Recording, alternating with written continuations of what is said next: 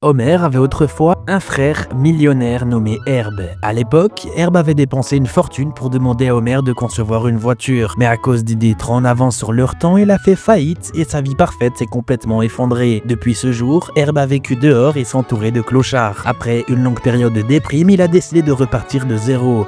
Alors assis sur un banc à chercher désespérément une nouvelle idée de projet, il sait alors qu'une femme tenant un bébé a attiré son attention. Même après l'avoir nourri et changé sa couche, le bébé continuait de pleurer sans arrêt. Et Herb a aussitôt une illumination. Il a partagé son idée avec les clochards, mais il manquait encore de fonds pour démarrer. Et à ce moment-là, il a vu aux informations qu'Homer avait gagné 2000 $. Alors il a sauté dans un train pour Springfield. Et vite arrivé dans le quartier où vivait son frère. D'un côté, tout était sale et désordonné, et de l'autre, c'était propre et impeccable. Il s'est alors dirigé vers la maison au jardin bien entretenu, sans se douter qu'elle appartenait à Flanders. Flanders l'a accueilli avec une gentillesse incroyable et l'a laissé prendre une douche et lui a même offert un costume. Il s'est ensuite rendu chez Homer, où les enfants étaient ravis de voir leur oncle. Il a admis qu'il en voulait encore à Homer, disant que chaque mot qu'il prononçait lui donnait envie de le frapper. Et il a raconté qu'il habitait dans des cartons, dormait dans des cheminées abandonnées et fouillait les poubelles quand il avait faim. Malgré tout, la famille a partagé un dîner joyeux. Le lendemain, Herb a demandé à Homer de lui prêter 2000 $ et a amené toute la famille au restaurant et a commencé son explication avec un verre d'eau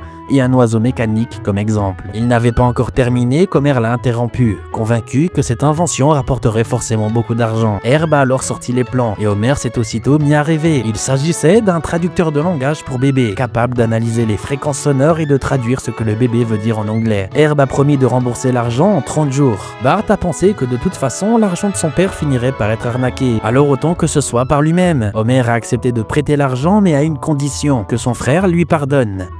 Pas question.